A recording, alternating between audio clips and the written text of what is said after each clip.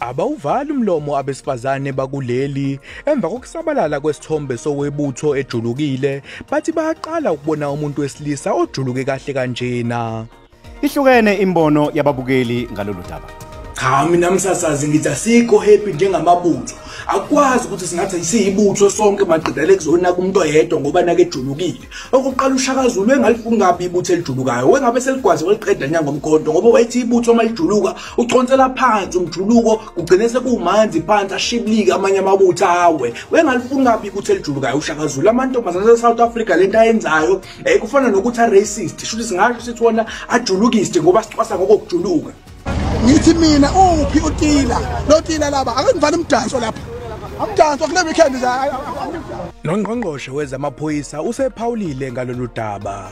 Yini lesekujulukeni kanti enemaphoyisa enibhado ozojuluka mbophe